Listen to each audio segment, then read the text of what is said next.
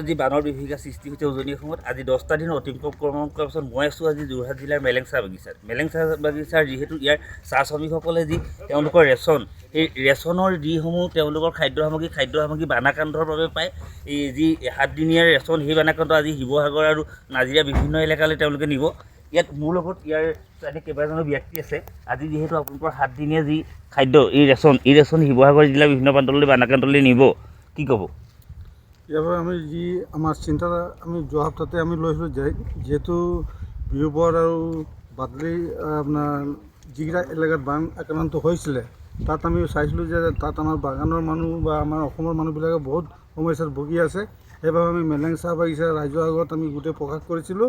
তাৰ বাবে তেওঁলোক আমাক এসপ্তাহৰ যিটো ৰেচন, সেই ৰেচনটো আমাৰ বান আক্ৰান্ত এলেকাত দিবৰ কাৰণে তেওঁলোক আমাক আহ্বান কৰিছিলে। সেইমৰ্মে আজি আমি এই দিনটো আমি বাছি লৈছোঁ।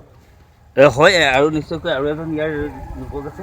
আপোনালোকে যিহেতু আজি নিব, কেইবাখনো বাহনে নি থকা পৰিলক্ষিত হৈছে বৰ্তমান, কি ক'ব? কিমান ৰেচন নিব? আজি আমি খুবেই ভাল পাইছোঁ যে আমাৰ মেলেং চাহ বাগিচাৰ 4টা শাখা আছে। মেলেং, জটকীয়া, তিনিকুণীয়া, হিন্দুবাৰী। 4টা শাখাত প্ৰায় শ্ৰমিকৰ সংখ্যা হ'ব প্ৰায় 3000 ওচৰা-ওচৰি।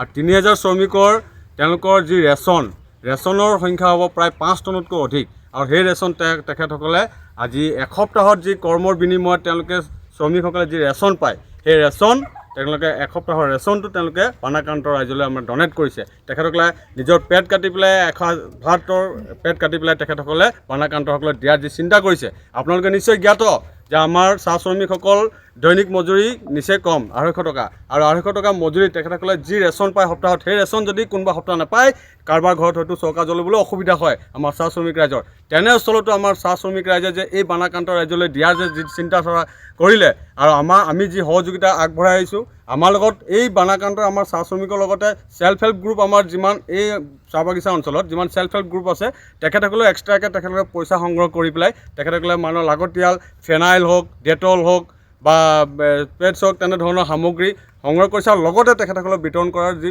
পৰিকল্পনা কৰিছে, তেখেতসকলকো ছেল্ফ হেল্প গ্ৰুপকো আমি ধন্যবাদ জনাইছোঁ। আৰু আমাৰ এই যি চাহ শ্ৰমিক ৰাইজৰ যি এটা অৱদান, সেই অৱদানটো আমি নিশ্চয় খুবেই ভাল পাইছোঁ। আৰু আমাৰ বানাক্ৰান্ত ৰাইজসকলক কিঞ্চিত আমাৰ ফালৰ পৰা উপকৃত থাকে নিশ্চিতভাৱে সহায় কৰিছে। আৰু এগৰাকী ব্যক্তি আছে, কি কওক?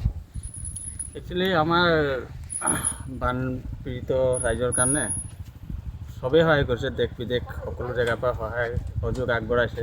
সেই তেনেকৈ ধৰণে আমাৰ চাহ শ্ৰমিক, যিহেতু এজন চাহ শ্ৰমিকৰ নিজৰ কষ্ট থাকে, বহুত কষ্ট কৰে। তাৰপিছতো তাহাঁতি ভাবিছে যে আমাতকৈও বেছি কষ্টত তেওঁলোক আছে, কাৰণ আমাৰ চাহ শ্ৰমিককৈ বহুত মানুহ তাত বানপীড়িত অঞ্চলত আছে।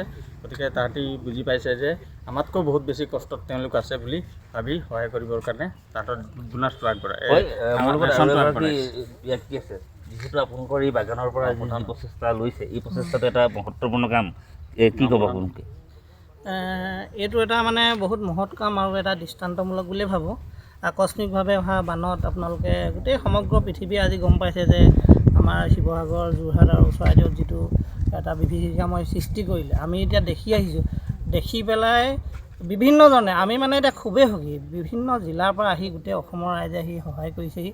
ইয়াৰ মাজতে যে আমাৰ বাগিচা অঞ্চলৰ ইমান কষ্টত চলা যি ইতিমধ্যে উপভোক্তাসকলে কৈ গৈছে যে এসপ্তাহৰ ৰেচন নাপালে তেওঁলোকৰ চৌকা জ্বলিবলৈও দিগদাৰ হয়, খুব কম হাজিৰা কৰে। কিন্তু তেওঁলোকে কমেও 5 টন হ'ব, 5 টনৰ যিটো ৰেচন পায় সপ্তাহী, সেই সপ্তাহৰ গোটেই ৰেচনটো তেওঁলোকে বানাক্ৰান্তৰ কাৰণে যিটো ডনেট কৰিছে, খুব গৌৰৱৰ কথা এইটো পাইছোঁ।